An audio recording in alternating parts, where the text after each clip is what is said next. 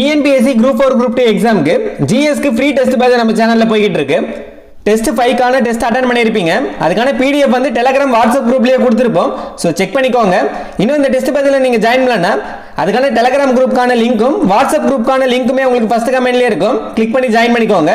இந்த வீடியோவில் அந்த டெஸ்ட்டுக்கான ஆன்சருக்கு தான் இந்த வீடியோவில் பார்க்க போகிறோம். ஸோ வீடியோ கடைசி வரையும் பாருங்க. டெஸ்ட் 5ல என்னென்ன பாடம் படிக்கிற மாதிரி சொல்லியிருந்தோம்னா யூனிட் 4 ஒன்றியம் மாநிலம் மற்றும் யூனியன் பிரதேசம் இந்த இந்தியன் பாலிட்டி டாபிக் கவர் ஆகிற மாதிரி இந்த 2 லெசன் படிச்சா போதும்னு சொல்லியிருப்போம்.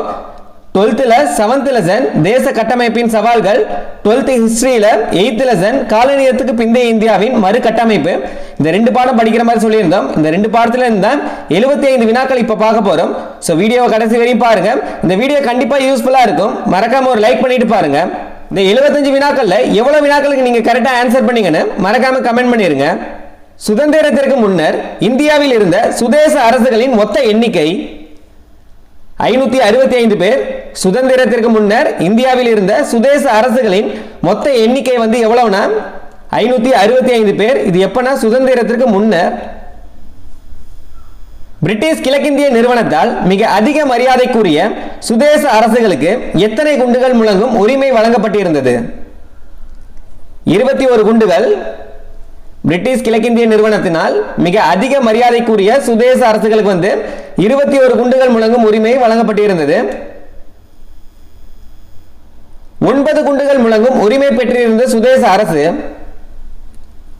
9 குண்டுகள் முழங்கும் உரிமை பெற்றிருந்த சுதேச அரசு எதுன்னு பாத்தீங்கன்னா சச்சின் நவாப். மைசூர் மகாராஜா வந்து 21 குண்டுகள். குவாலியர் மன்னர் சிந்தியா வந்து 21 குண்டுகள். ஜம்மு காஷ்மீர் மகாராஜா வந்து 21 குண்டுகள்.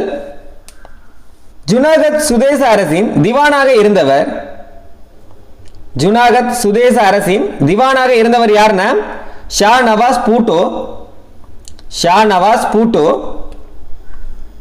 ஹைதராபாத் நிஜாம் கட்டுப்பாட்டில் இருந்த ஆயுதம் தாங்கிய அமைப்பான இந்தேகத் உல் முசல்மான் அமைப்பின் தலைவராக இருந்தவர்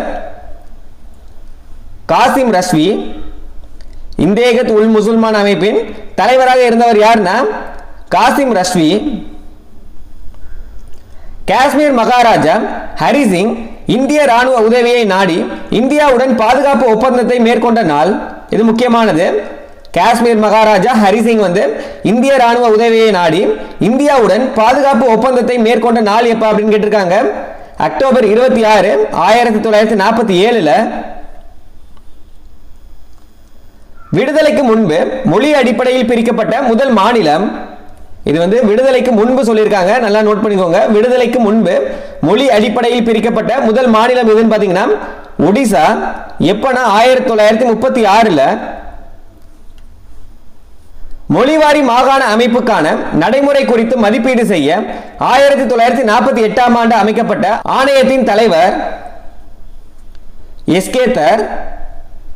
மொழிவாரி மாகாண அமைப்புக்கான நடைமுறை குறித்து மதிப்பீடு செய்ய 1948 ஆண்டு அமைக்கப்பட்ட ஆணையத்தின் தலைவர் யார் அப்படின்னு கேட்டிருக்காங்க எஸ்கேதர்.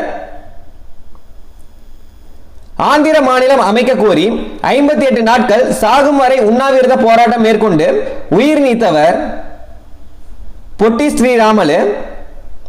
இது ரொம்ப முக்கியமானது. ஆந்திர மாநிலம் அமைக்க கோரி 58 நாட்கள் வந்து சாகும் வரை உண்ணாவிரத போராட்டம் மேற்கொண்டு உயிர் நீத்தவர் யாருன்னு பாத்தீங்கன்னா பொட்டி ஸ்ரீராமலு. மாநில மறுசீரமைப்பு ஆணையம் அதாவது பசல் அலி ஆணையம் வந்து தனது அறிக்கையை சமர்ப்பித்த ஆண்டு மற்றும் நாள் எப்ப அப்படின்னு கேட்டிருக்காங்க. எப்பன்னு பாத்தீங்கன்னா 22 டிசம்பர் மாதம் 1953. மாநில மறுசீரமைப்பு ஆணையம் பசல் அலி ஆணையம் வந்து தனது அறிக்கையை சமர்ப்பித்த ஆண்டு எப்பனா 1953 டிசம்பர் மாதம் 22ஆம் தேதி. பசல் அலி தலைமையிலான மாநில மறுசீரமைப்பு ஆணையத்தில் உறுப்பினராக இருந்தவர்கள் யார் யாருன்னு பாத்தீங்கன்னா HN குன்ஸ்ரோ மற்றும் KM பணிக்கர். HN குன்ஸ்ரோ அடுத்து KM பணிக்கர். மாநில மறுசீரமைப்பு சட்டம் இயற்றப்பட்டு நடைமுறைப்படுத்தப்பட்ட நாள் நவம்பர் 1 1956.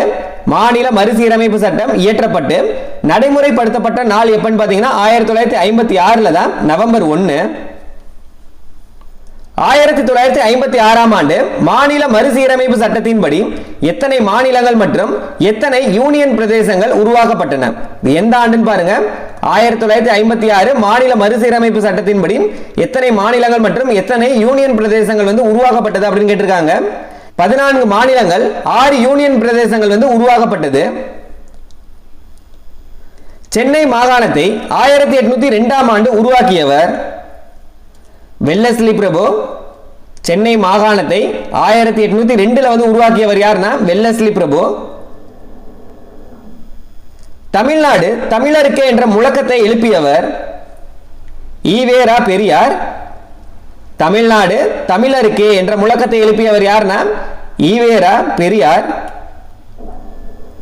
சென்னை மாநிலத்திற்கு தமிழ்நாடு என பெயர் மாற்ற கோரி 76 நாட்கள் சாகும் வரை உண்ணா நோன்பு இருந்து அக்டோபர் 13, 1956 உயிர் நீத்தவர் சங்கரலிங்கனார்.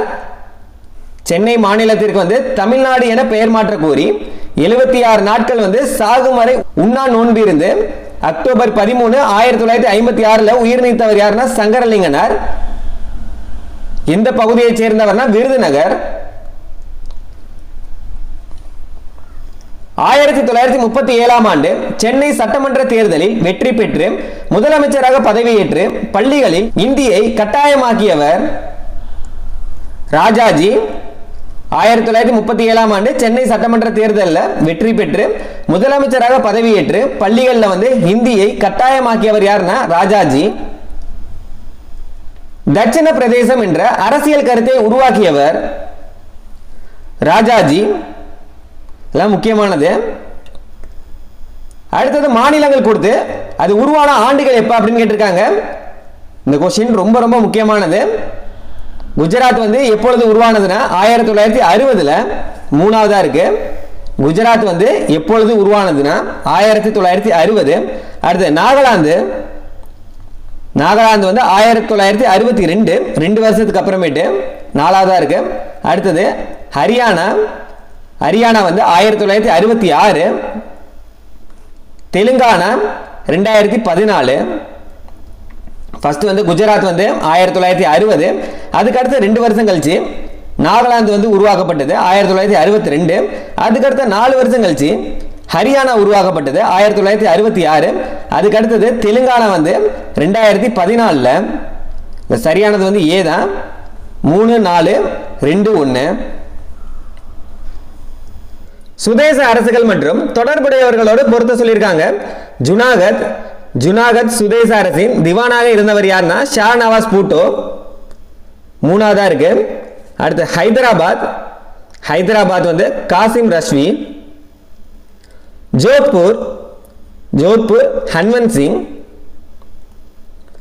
காஷ்மீர் ஹரிசிங். காஷ்மீரின் அரசராக இருந்தவர் யாருன்னா ஹரிசிங், ஹிந்து மன்னராக இருந்தவர். அப்ப 3, 4, 1, 2 இதுதான் சரியானது. Option A 3, 4, 1, 2. ஆணையங்கள் மற்றும் ஆண்டுகள் கொடுத்திருக்காங்க. ஆணையங்கள் இந்த சைடு கொடுத்து இங்கிட்ட ஆண்டுகள் கேட்டிருக்காங்க. தர் ஆணையம் 1948 ஜூன் மாதம். 4 ஜேவிபி குழு 1948 டிசம்பர் மாதம். ரெண்டுமே 1948 தான் வரும். தர் ஆணையம் ஜூன் மாதம், ஜேவிபி குழு டிசம்பர் மாதம். பசல் அலி ஆணையம் 1953 ரெண்டாவதா இருக்கு. மாநில மறுசீரமைப்பு சட்டம் எப்பொழுது இயற்றப்பட்டதுன்னா 1956 1. 4, 3, 2, 1 இதுதான் சரியானது. Option A. தலைவர்கள் மற்றும் நிலைப்பாடுகள் கொடுத்திருக்காங்க. சர்தார் சரணா கவுடா கர்நாடகா மக்கள் கட்சி மூணாவதா இருக்கு. ஏகே கோபாலன் திருவிதாங்கூர் கம்யூனிஸ்ட் கட்சி. சே அச்சுதமேனன் கொச்சின் கம்யூனிஸ்ட் கட்சி.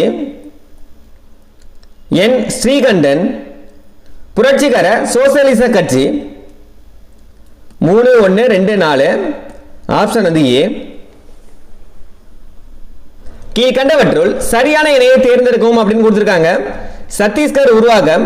சத்தீஸ்கர் எப்பொழுது உருவானதுன்னா 2000 தான். ஆனா இங்க 2014 கொடுத்திருக்காங்க. இல்ல ஏவே தவறானது தான். அடுத்து சிக்கிம் உருவாக்கம் 1975. இதுதான் சரியானது. சரியான இணை எதுன்னு கேட்டிருக்காங்க. இதுதான் சரியானது. ஆனா எல்லாத்தையுமே நீங்க நோட் பண்ணிக்கணும்.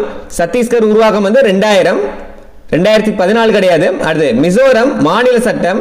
மிசோரம் வந்து 1971 அப்படின்னு கொடுத்திருக்காங்க. இதுவும் தவறானதா.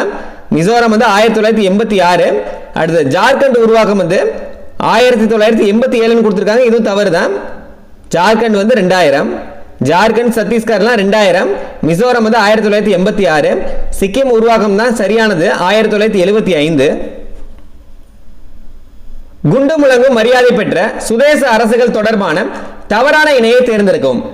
இதுல எது தவறானது அப்படின்னு கேட்டிருக்காங்க. குவாலியர் மன்னர் சிந்தியா 21 குண்டுகள் சரிதான். ஜம்மு காஷ்மீர் மகாராஜா 21 குண்டுகள் இதுவும் சரியானதா.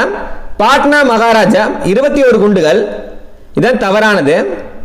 பாட்னா மகாராஜா வந்து 9 குண்டுகள் தான் வரணும், 21 குண்டுகள் கிடையாது. லாகர் நவாப் 9 குண்டுகள் இது சரியானதா.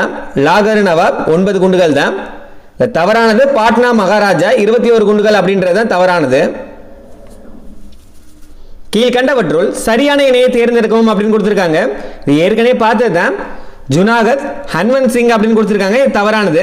ஜுனாகத் வந்து ஷா நவாஸ் பூட்டோ வரும். காஷ்மீர் ஹரி சிங் அப்படின்னு கொடுத்திருக்காங்க. இதுதான் சரியானது. காஷ்மீர் வந்து ஹரி சிங்.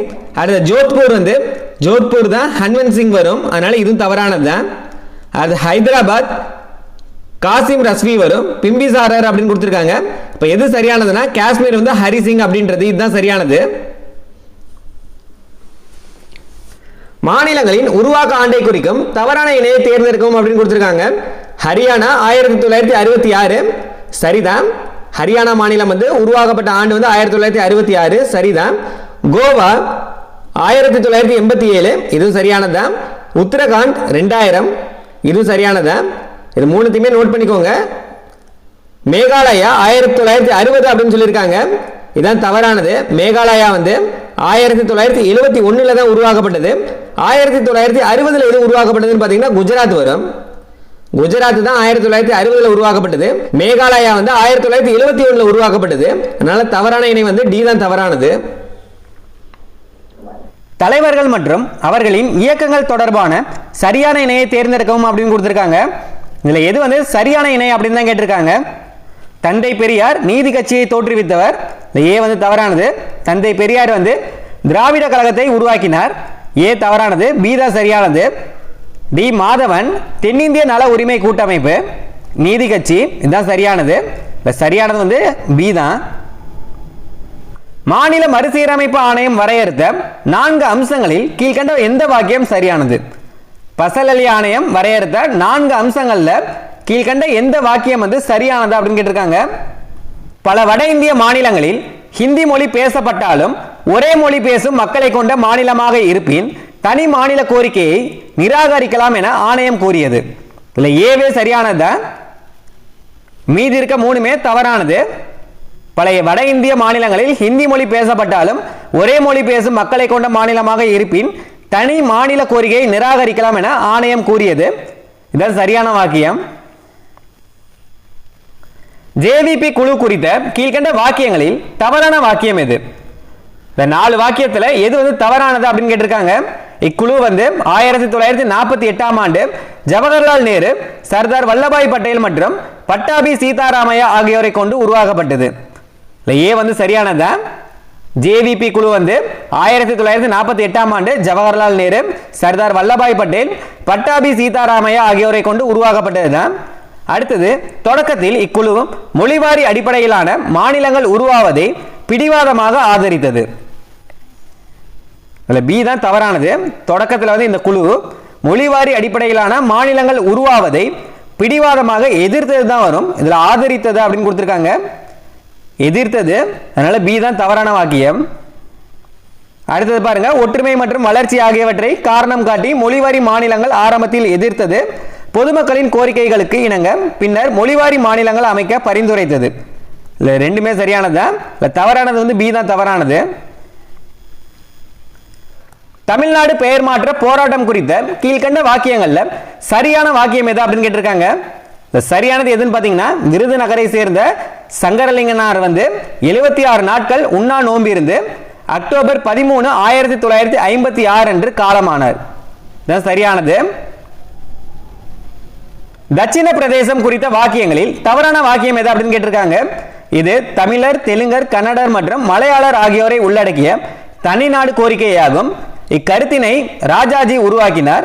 1956 அமிர்தசரஸ் காங்கிரஸ் மாநாட்டில் காமராஜர் இக்கருத்தை கடுமையாக எதிர்த்தார்.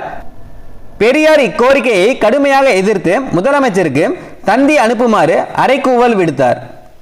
தவறான வாக்கியம் எதுன்னு பார்த்தீங்கன்னா, இது தமிழர், தெலுங்கர், கன்னடர் மற்றும் மலையாளர் ஆகியோரை உள்ளடக்கிய தனிநாடு கோரிக்கையாகும் அப்படின்றது தான் தவறானது. தட்சிண பிரதேசம் அப்படின்றது என்னன்னா, தென்னிந்தியாவை களமாக கொண்ட ஒரு மாநில கோரிக்கை.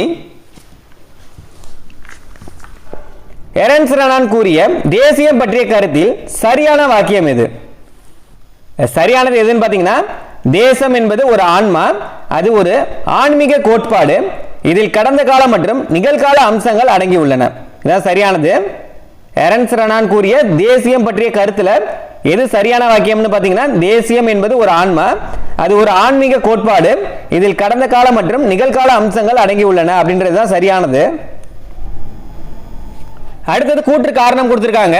கூற்று என்னன்னா, ஜுனாகத் பகுதி சுதந்திரத்திற்கு பிறகு ஆரம்பத்தில் பாகிஸ்தானோடு ஆகஸ்ட் 15, 1947 அன்று இணைந்து விட்டது.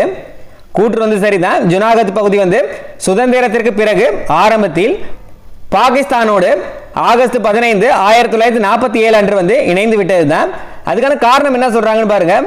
ஜுனாகத் பகுதியில் மக்கள் பெரும்பாலோர் முஸ்லிம்கள் அல்லாதவராக தான் இருந்தாங்க, இதுல முஸ்லிம்களாக இருந்தார்கள் அப்படின்னு சொல்லியிருக்காங்க. அதனால கூற்று சரிதான். அதுக்கான காரணம் தவறு. ஏ சரி, ஆனால் ஆர் தவறு. அடுத்தது கூற்று காரணம் கொடுத்திருக்காங்க. எஸ்கே தர் தலைமையிலான மொழிவாரி மாகாண ஆணையம் மொழிவாரி மாநிலங்கள் பிரிக்கப்படுவதை ஆதரிக்கவில்லை.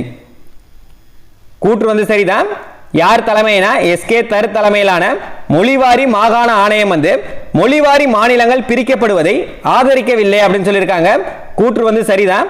அதுக்கான காரணம் என்னன்னு பாருங்க. மொழிவாரி மாநிலங்கள் அமைந்தால் தேச ஒருமைப்பாட்டுக்கு அச்சுறுத்தல் ஏற்படும் மற்றும் நிர்வாக சிக்கல் ஏற்படும் என தர் ஆணையம் கருதியது. அதுக்கான காரணமும் சரிதான். கூற்றும் சரிதான், காரணமும் சரிதான். ஏ மற்றும் ஆர் இரண்டுமே சரிதான். இந்த ஆர் ஏவிற்கான சரியான விளக்கம் தான். அடுத்தது கூற்று காரணம் தான். தட்சிண பிரதேச கருத்தினை காமராஜர் கடுமையாக எதிர்த்தார். கூற்று சரிதான். அதுக்கான காரணம் என்னன்னு பாருங்க. காமராஜர் திராவிட நாடு கோரிக்கையை தீவிரமாக ஆதரித்ததால் தட்சிண பிரதேசத்தை எதிர்த்தார் அப்படின்னு சொல்லியிருக்காங்க. அதுக்கான காரணம் தவறு. தட்சிண பிரதேசத்தை எதிர்த்தார் காமராஜர் அப்படின்னு சொல்லியிருக்காரு சரிதான். ஆனா அதுக்காக காமராஜர் திராவிட நாடு கோரிக்கையை தீவிரமாக ஆதரித்தார் அப்படின்றது தவறானதுதான். காமராஜர் திராவிட நாடு கோரிக்கையை ஆதரிக்கவில்லை. அதுக்கு மாறா பெரியாரால தான் இது முன்வைக்கப்பட்டது. அதனால கூற்று சரிதான், ஆனா காரணம் தவறு. ஏ சரி, ஆனால் ஆர் தவறு. அடுத்தது கூற்று காரணம் கொடுத்திருக்காங்க. கூற்று என்னன்னா, தேவிகுளம் மற்றும் பீருமேடு அதாவது திருவிதாங்கூர் பகுதிகள் சென்னை மாநிலத்துடன் இணைக்கப்படாமல் கொச்சின் மாநிலத்தோடு இணைக்கப்பட்டன. கூற்று சரிதான். அதுக்கான காரணம் என்ன சொல்றாங்கன்னு பாருங்க. அப்பகுதியில் தமிழ் பேசும் மக்கள் அதிகமாக இருந்த போதிலும் புவியியல் காரணங்களுக்காக மாநில மறுசீரமைப்பு ஆணையம் அவற்றை கொச்சினுடன் இணைத்தது. அதுக்கான காரணமும் சரிதான், கூற்றும் சரிதான், காரணமும் சரிதான். ஏ மற்றும் ஆர் இரண்டுமே சரி. ஆர் என்பது ஏவிற்கான சரியான விளக்கம் தான். அடுத்தது கூற்று காரணம் கொடுத்திருக்காங்க. ஜோத்பூர் மகாராஜா ஹன்வந்த் சிங் தொடக்கத்தில் பாகிஸ்தானுடன் இணைய முடிவு செய்தார். கூற்று சரி.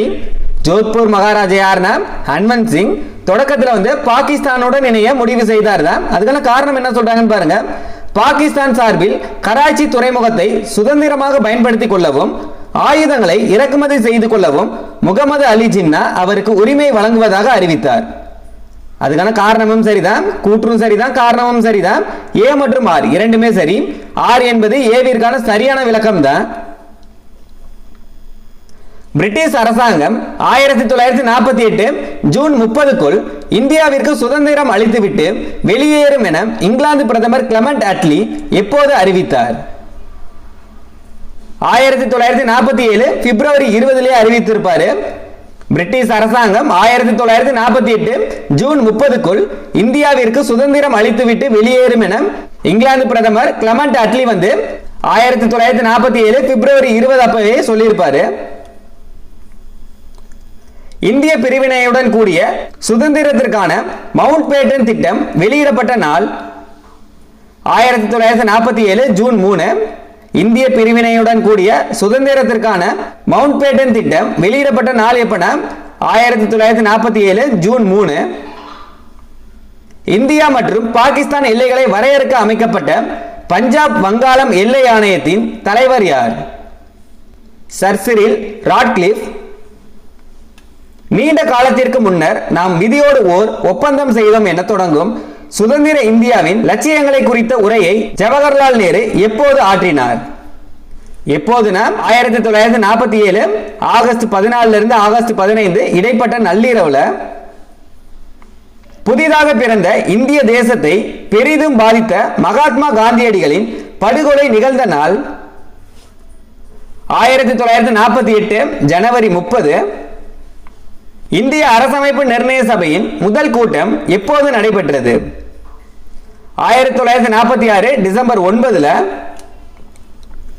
இந்திய அரசமைப்பின் முகப்புரைக்கு அடிப்படையாக அமைந்த குறிக்கோள் தீர்மானத்தை அரசமைப்பு நிர்ணய சபையில் அறிமுகப்படுத்தியவர் ஜவஹர்லால் நேரு.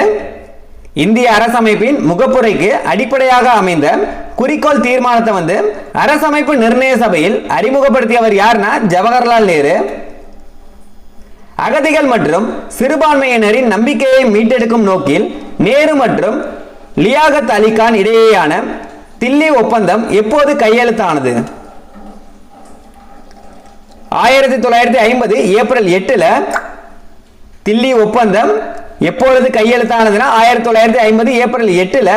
யாருக்கு இடையிலும் பாத்தீங்கன்னா நேரு மற்றும் லியாகத் அலி கான் இடையேயான ஒப்பந்தம். திருவாங்கூர் மாநிலத்தின் திவான் சிபி ராமசாமியை எதிர்த்து நடத்தப்பட்ட முக்கியமான ஆயுத போராட்டம் புன்னப்புரா வயலார் போராட்டம்.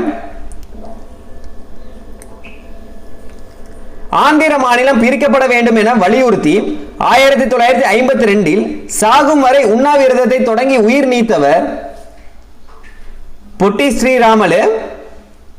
எந்த மாநிலம்னு பாருங்க, ஆந்திர மாநிலம் பிரிக்கப்பட வேண்டும் என வலியுறுத்தி 1952 சாகும் வரை உண்ணாவிரதத்தை தொடங்கி உயிர் நீத்தவர் யார்னா பொட்டி ஸ்ரீராமலு. இந்திய அரசமைப்பின் எந்த உறுப்பு புதிய மாநிலங்களை உருவாக்க நாடாளுமன்றத்திற்கு அதிகாரம் அளிக்கிறது?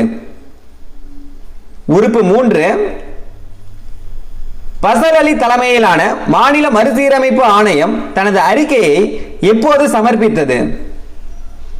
1955 அக்டோபர் மாதம் பசல் அலி தலைமையிலான மறுசீரமைப்பு ஆணையம் தனது அறிக்கையை 1955 அக்டோபர் மாதம் சமர்ப்பித்தது. இந்தியா மற்றும் சீனாவிடையேயான பஞ்சசீல கொள்கை கையெழுத்தான ஆண்டு 1954 தான் பஞ்சசீல கொள்கை கையெழுத்தானது. அணிசேரா இயக்கத்தை தோற்றுவிப்பதற்கான அடித்தளத்தை ஏற்படுத்தி கொடுத்த ஆப்பிரிக்கா ஆசிய நாடுகளின் பாண்டுங் மாநாடு நடைபெற்ற ஆண்டு. இது ரொம்ப முக்கியமானது. பாண்டுங் மாநாடு நடைபெற்ற ஆண்டு எப்பனா 1955. இந்திய சீன போர் 3 ஆண்டு 1962.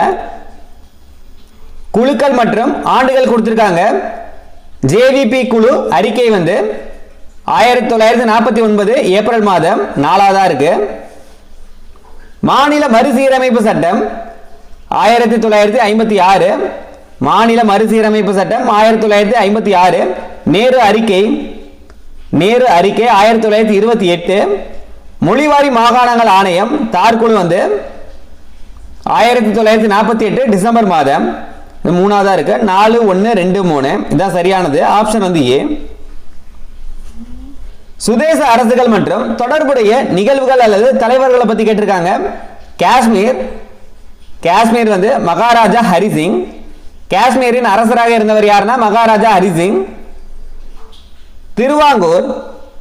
திருவாங்கூர் சிபி ராமசாமி.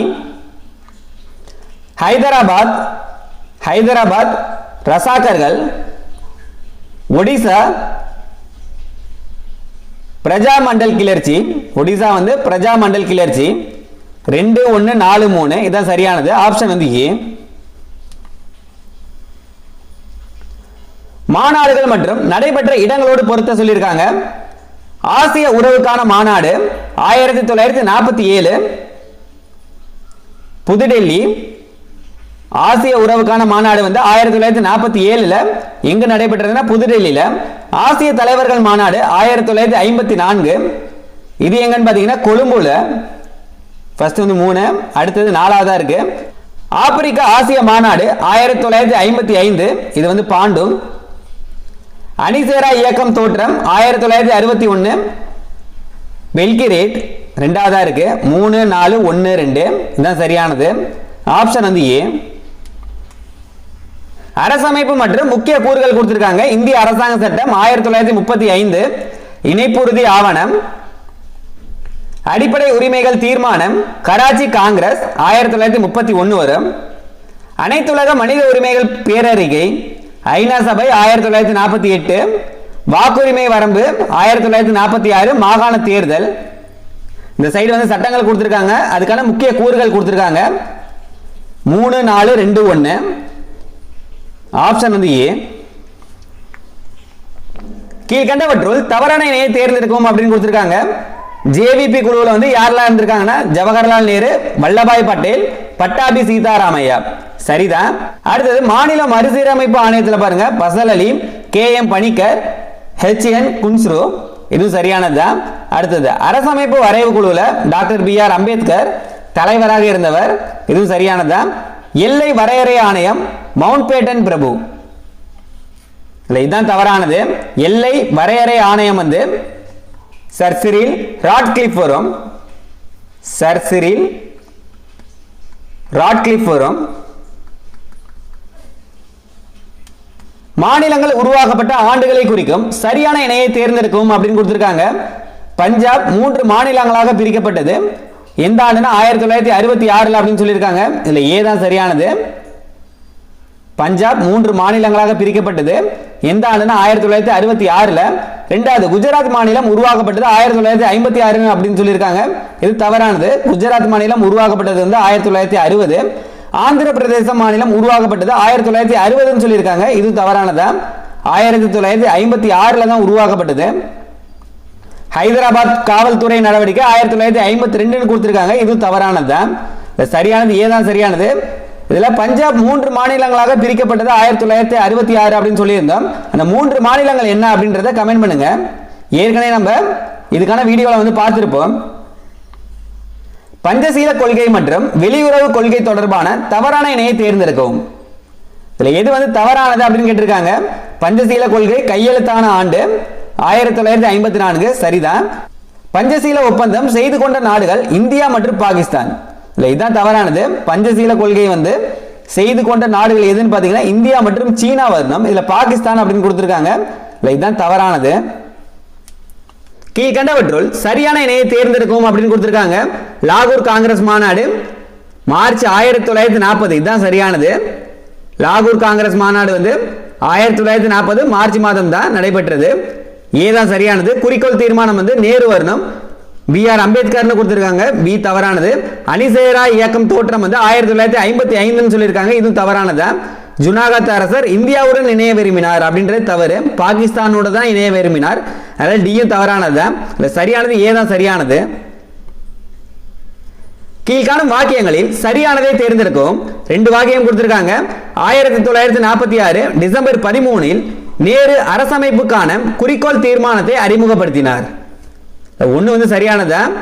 எந்த ஆண்டுன்னு பாருங்க 1946 டிசம்பர் 13 நேரு வந்து அரசமைப்புக்கான குறிக்கோள் தீர்மானத்தை அறிமுகப்படுத்தினார். ஒன்னு சரி. ரெண்டாவது இந்திய அரசமைப்பு 1950 ஜனவரி 26 அன்று அரசமைப்பு நிர்ணய சபையால் ஏற்றுக்கொள்ளப்பட்டது. இல்ல 2 வந்து தவறானது. இந்திய அரசமைப்பு ஏற்றுக்கொள்ளப்பட்ட ஆண்டு எப்பன்னு பாத்தீங்கன்னா 1949 நவம்பர் 26 வருடம். 1950 ஜனவரி 26 என்னன்னு பாத்தீங்கன்னா நடைமுறைப்படுத்தப்பட்ட ஆண்டு தான். இது. எப்போ வந்து நடைமுறைப்படுத்தப்பட்டது அப்படின்னு கேட்டாங்கன்னா 1950 ஜனவரி 26, ஏற்றுக்கொள்ளப்பட்டது 1949 நவம்பர் 26. இதில் ஒன்று மட்டும் தான் சரியானது. ஆப்ஷன் வந்து ஏ, ஒன்று மட்டும் சரி. சுதேச அரசுகள் இணைப்பு தொடர்பான தவறான வாக்கியத்தை தேர்ந்தெடுக்கவும். ஜுனாகத் அரசர் மக்கள் விருப்பத்திற்கு எதிராக பாகிஸ்தானுடன் சேர விரும்பினார். ஏ சரிதான். இரண்டாவது, ஹைதராபாத் நிஜாம் ஹைதராபாத் அரசை சுதந்திர அரசு என்று அறிவித்தார். பியும் சரியானது. மூணாவது, காஷ்மீர் அரசர் ஹரிசிங் ஆரம்பத்திலேயே இந்தியாவுடன் இணைய முழு சம்மதம் தெரிவித்தார். சி தான் தவறானது. காஷ்மீர் அரசர் வந்து ஆரம்பத்திலேயே இந்தியாவுடன் இணைய மறுத்தார் தான். ஏன்னு பாத்தீங்கன்னா சுதந்திர அரசாக இருக்கவே அவர் விரும்பினார். அதனால சி வந்து தவறானது. ஜேவிபி குழு பற்றிய சரியான வாக்கியத்தை தேர்ந்தெடுக்கும். ரெண்டு வாக்கியம் கொடுத்திருக்காங்க. இதுல எது வந்து சரியானது அப்படின்னு கேட்டிருக்காங்க. இக்குழு தனது அறிக்கையை 1949 ஏப்ரல் 1 வந்து சமர்ப்பித்தது. இது ரொம்ப முக்கியமானது. ஜேவிபி குழு வந்து தனது அறிக்கையை எப்பொழுது சமர்ப்பித்ததுன்னா 1949 ஏப்ரல் 1. இரண்டாவது, இக்குழு மொழிவாரி மாகாணங்கள் அமைப்பதை உடனடியாக ஆதரித்து அறிக்கையை வெளியிட்டது. இரண்டாவது தான் தவறு. இந்த குழு தான் மொழிவாரி மாநில சீரமைப்புக்கு இது தகுந்த நேரம் இல்லை அப்படின்னு சொல்லி தற்காலிகமாக ஒத்தி வைத்தது. அதனால ரெண்டு வந்து தவறு, ஒன்று மட்டும் தான் சரியானது. ஆப்ஷன் வந்து ஏ. இந்தியாவின் வெளியுறவு மற்றும் அணிசேரா கொள்கை பற்றிய சரியான வாக்கியத்தை தேர்ந்தெடுக்கவும். ரெண்டு வாக்கியம் கொடுத்திருக்காங்க. நேரு எகிப்து அதிபர் நாசர் யுகோஸ்லாவியாவின் டிக்டோ ஆகியோர் இணைந்து அணிசேரா இயக்கத்தை உருவாக்கினர். ஒன்று வந்து சரிதான். ரெண்டாவது, இது இரு வல்லரசு நாடுகளுடனான பனிப்போர் மற்றும் இராணுவ ஒப்பந்தங்களில் இருந்து விலகி நிற்பதை குறிக்கோளாக கொண்டது. ரெண்டு வாக்கியமே சரியானதா? இரண்டும் சரி. மொழிவாரி மாநில மறுசீரமைப்பு தொடர்பான தவறான வாக்கியத்தை தேர்ந்தெடுக்கும். இல்ல தவறானது எது அப்படின்னு கேட்டிருக்காங்க. 1920 நாக்பூர் காங்கிரஸ் கூட்டத்தில் மொழிவாரியான மாகாண காங்கிரஸ் குழுக்கள் அமைக்க உறுதியளிக்கப்பட்டது. இது சரியானது. 1928 நேரு அறிக்கையையும் மொழிவாரி மறுசீரமைப்பை ஆதரித்தது. பி சரியானது. பசல் அலி ஆணையம் 1955 அக்டோபரில் தனது அறிக்கையை சமர்ப்பித்தது. சியும் சரியானதுதான். மொழிவாரி மாநில மறுசீரமைப்பு சட்டம் 1966 நாடாளுமன்றத்தில் நிறைவேற்றப்பட்டது. டி தான் தவறானது. மொழிவாரி மாநில மறுசீரமைப்பு சட்டம் வந்து 1956 தான் நிறைவேற்றப்பட்டது. இல்ல 66 அப்படின்னு சொல்லியிருக்காங்க. அதனால டி தான் தவறானது.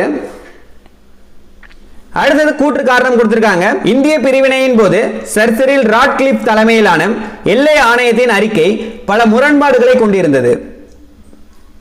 கூற்று வந்து சரிதான். அதுக்கான காரணம் என்னன்னு பாருங்க. ராட்கிளிஃபுக்கு இந்தியாவை பற்றிய எந்த முன் அனுபவமும் இல்லை என்பதுடன் 1941 மக்கள் தொகை கணக்கெடுப்பு பல்வேறு தவறுகளை உள்ளடக்கி இருந்தது. அதுக்கான காரணமும் சரிதான். ஏ மற்றும் ஆர் இரண்டுமே சரிதான். ஆர் என்பது ஏவிற்கான சரியான விளக்கம் தான். அடுத்தது கூற்று காரணம் தான். ஜவஹர்லால் நேரு, வல்லபாய் பட்டேல், பட்டாபி சீதாராமையா அடங்கிய ஜேவிபி குழு மொழிவாரி மாகாண அமைப்பை தற்காலிகமாக ஒத்திவைத்தது. இது சரியானதான். இப்பதான் பார்த்தோம். எந்த குழுனா ஜேவிபி குழு. அதுக்கான காரணம் என்னன்னு பாருங்க. மொழிவாரி மாகாணங்கள் குறுகிய பிராந்தியவாதத்தை வலியுறுத்துகின்றன மற்றும் அது நாட்டின் மேம்பாட்டிற்கு அச்சுறுத்தலாக அமையக்கூடும் என இக்குழு வந்து கருதியது. காரணம் சரிதான். கூற்றும் சரிதான். காரணமும் சரிதான். ஏ மற்றும் ஆர் இரண்டுமே சரி. ஆர் என்பது ஏவிற்கான சரியான விளக்கம் தான். அடுத்தது கூற்று காரணம் கொடுத்திருக்காங்க. காஷ்மீர் இந்திய ஒன்றியத்தோடு இணைக்கப்பட்டது மற்றும் அரசமைப்பின் 370வது பிரிவின் கீழ் தனி அந்தஸ்து வழங்கப்பட்டது. கூற்று வந்து சரிதான். அதுக்கான காரணம் என்னன்னு பாருங்க. அக்டோபர் 1947 பாகிஸ்தானியர்கள் காஷ்மீரை சூறையாடிய போது தம்மால் அதை தடுக்க முடியாததால் அரசர் ஹரிசிங் இந்திய ராணுவ உதவியை நாடி இணைப்புறுதி ஆவணத்தில் கையெழுத்திட்டார். அதுக்கான காரணமும் சரிதான். கூற்று சரிதான். காரணமும் சரிதான். ஏ தான் சரியானது.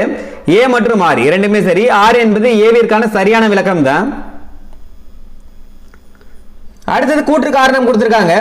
1962 நடைபெற்ற இந்திய சீன போர் இந்தியாவின் ஆசிய மண்டல கனவை தகர்த்ததோடு சுயமரியாதைக்கு களங்கத்தையும் ஏற்படுத்தியது. கூற்று வந்து சரிதான்.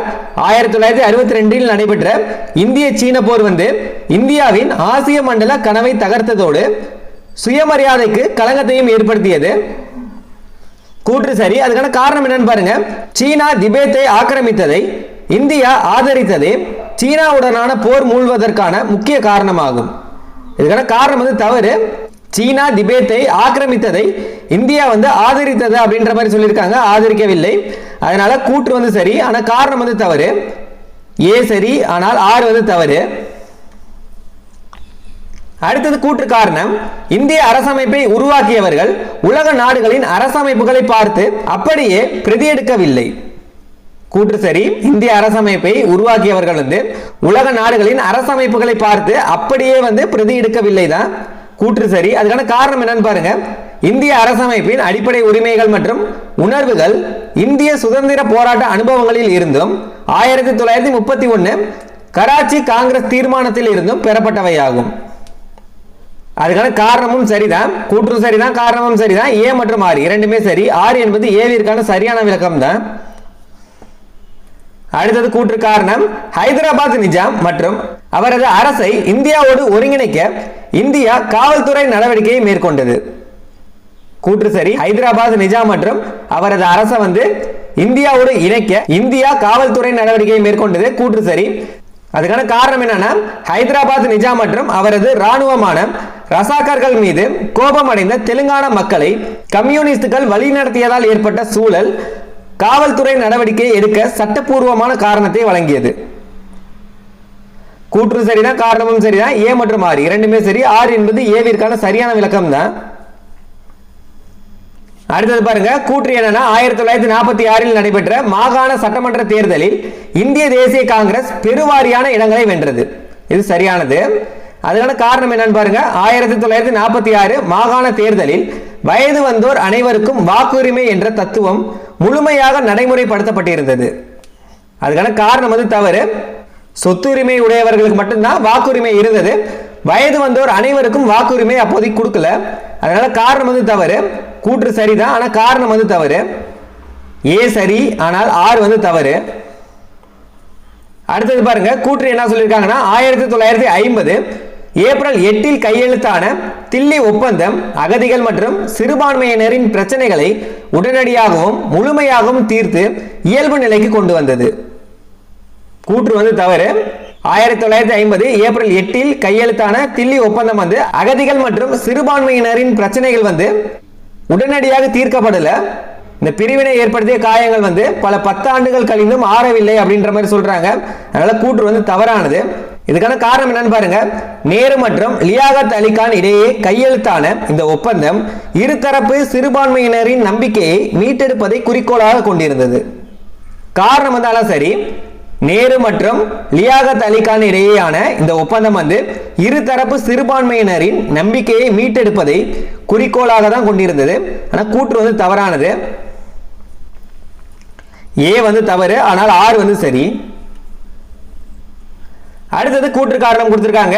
இந்திய வெளியுறவு கொள்கையின் முதன்மையான சிற்பியாக ஜவஹர்லால் நேரு கருதப்படுகிறார். கூற்று சரி. இந்திய வெளியுறவு கொள்கையின் முதன்மையான சிற்பியாக கருதப்படுபவர் யாருன்னா ஜவஹர்லால் நேரு தான். அதுக்கான காரணம் என்னன்னு பாருங்க. காலனிய எதிர்ப்பு, ஏகாபத்திய எதிர்ப்பு, ஆப்பிரிக்க ஆசிய ஒற்றுமை மற்றும் அணிசேரா கொள்கை ஆகிய அடிப்படை கோட்பாடுகளை அவரே முன்னெடுத்து சென்றார். கூற்று சரிதான், காரணமும் சரிதான். ஏ மற்றும் ஆர் இரண்டுமே சரி. ஆர் என்பது ஏவிற்கான சரியான விளக்கம் தான். அடுத்தது பஞ்சாப் மற்றும் வங்காள எல்லை பிரிவினையின் போது மத பெரும்பான்மை தவிர வேறு காரணங்களும் கவனத்தில் கொள்ளப்பட்டன. பஞ்சாப் மற்றும் வங்காள எல்லை பிரிவினையின் போது மத பெரும்பான்மை தவிர வேறு காரணிகளும் கவனத்தில் கொள்ளப்பட்டன அப்படின்னு சொல்றாங்க. கூற்று வந்து சரிதான். அதுக்கான காரணம் என்னன்னு பாத்தீங்கன்னா, ஆறுகள், சாலைகள் மற்றும் மலைகள் ஆகியன எல்லை வகுப்பதில் முக்கிய அடையாளமாக கொள்ளப்பட்டன. ஆறுகள், சாலைகள் மற்றும் மலைகள் வந்து எல்லை வகுப்பதில் முக்கிய அடையாளமாக கொள்ளப்பட்டது அப்படின்னு சொல்றாங்க. ரெண்டுமே சரியானது. ஏ மற்றும் ஆர் ரெண்டுமே சரி. ஆர் என்பது ஏவிற்கான சரியான விளக்கம் தான். இந்த டெஸ்ட் ஃபைல்ல மொத்தமா 75 வினாக்கள் பார்த்திருப்போம். இந்த 75 வினாக்களுமே ரொம்ப முக்கியமானது. நீங்க 75க்கு எவ்வளவு மார்க் எடுத்திருக்கீங்க அப்படின்றத மறக்காம கமெண்ட் பண்ணுங்க. இந்த வீடியோ கண்டிப்பா யூஸ்ஃபுல்லா இருக்கும். மறக்காம ஒரு லைக் பண்ணிட்டு பாருங்க. நம்ம கிட்ட 6th ல இருந்து 12th வரைக்குமான எகனாமிக்ஸ் மெட்டீரியல்ஸ் இருக்கு. சோ தேவைப்படுறவங்க மட்டும் டிஸ்கிரிப்ஷன்ல ஃபர்ஸ்ட் கமெண்ட்ல வாட்ஸ்அப் நம்பர் இருக்கும். உங்க நேம் சொல்லி பொருளாதாரம் அப்படின்னு டெக்ஸ்ட் பண்ணுங்க, டீடைல் சொல்லுவோம்.